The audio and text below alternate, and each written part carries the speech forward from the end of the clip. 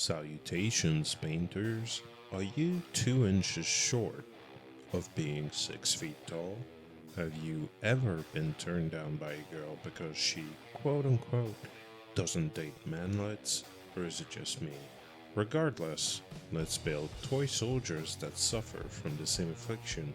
Today, I will be kitbashing about 30% of the WorldEaters codex, namely a single unit of Khorne Berzerkers. I want them to match the theme of my 8-bound, who are running around with no shirt on like it's Venice Beach. But since a man can only build so many 8-bound without losing what's left of his sanity, I will do something different with the Berzerkers. In order to achieve this level of gains showing off, I turn my attention to Age of Sigmar's Blades of Khorne Bloodreavers, who are also denying the usefulness of chest armor in melee combat. And so, I began the building process by clipping out the torsos for all the Bloodreavers, along with the 1- and 2-handed weapons. While I was at it, I also clipped everything to make the Khorne Berzerkers, their melee and their ranged weapons, and their bare heads. You know, I've lost it when I would rather paint a face rather than stick bunny-eared hats on my guys, but I do paint them in glowing fluorescent pink, so we're gonna call it even, I guess. For the first Marine's weapon, I started with the big-ass 2-handed chain axe from the Berzerkers kit. I carefully cut off the handle and the hand, trying to preserve every part of the axe head. The thought process for this was, well, non-existent. But what I was trying to accomplish was to fit a single pin through the entire piece of the assembled axe in order to keep everything straight and aligned with the torso. The weapon was finished by repositioning the knob of the axe just to better sell the alignment of the weapon. The power pack is nothing new, just stuck directly on the Marine's back with a hearty serving of sprue goo, which was then promptly removed because the shoulder pads were a nightmare to put on with the power packs in the way. The assembly begins the same with just about every Marine in this unit, namely assembling whatever is necessary for the Berzerkers' legs before serving them a bit of their own medicine and bisecting them in order to fit the Bloodreaver torsos above the belly. Now I did something stupid here. Okay, I did several stupid things on this endeavor, but this is one of them. You see, some of these torsos had to be pinned to the Berzerker legs in order to get a half-decent pose. This obviously left gaps.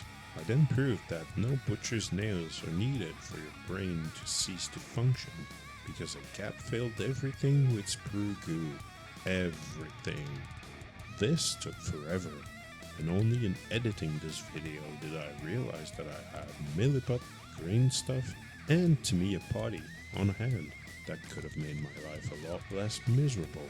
So yeah, if you're crazy enough to attempt recreating this, please select your gap fillers accordingly.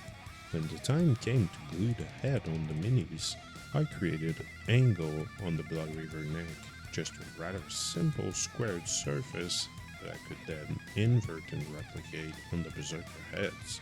And here, sprue goo was actually smart, as it blended the two parts well enough without too much hassle. The rest of the models were pretty much rinse and repeat for the basic steps, with the only real variations being in the weapons. Since the Berzerkers can only equip 2 Khorne Eviscerators for a unit of 10 models, I chose to equip the vast majority of the models with a one-handed chain weapon and some pistol. Whoa, look at me reading rules for the game I don't even play. So the one-handed melee weapons were mostly done by cutting the heads off the Age of Sigmar axes and replacing them with their chainsaw equivalent, pinning wherever possible, mostly to keep everything straight, but also for fall damage protection. The pistols were a bit trickier, but since the dual-wielding Bloodreavers use an axe along with a weird dagger that they hold at an angle for some reason, I had a base to work from to emulate the grip of a pistol handle. This worked better for some models than for others, let's say.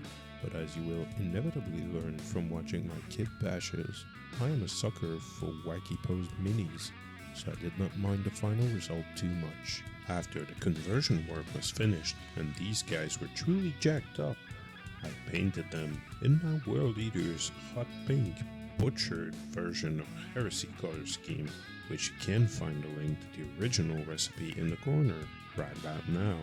This paint scheme will be updated in a future WorldEaters video, so make sure to subscribe and enable notifications to never miss another installment of my descent into madness. While you are down there, hit the like button with all your might and comment on your bench press PR or something.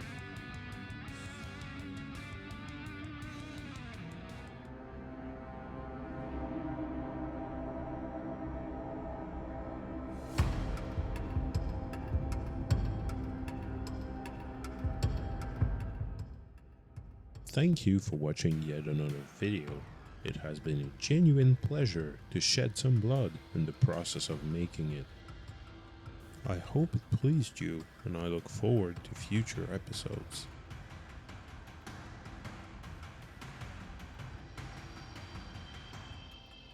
In the next WorldEaters video, we paint this big son of a bitch, because I did not record any of the conversion work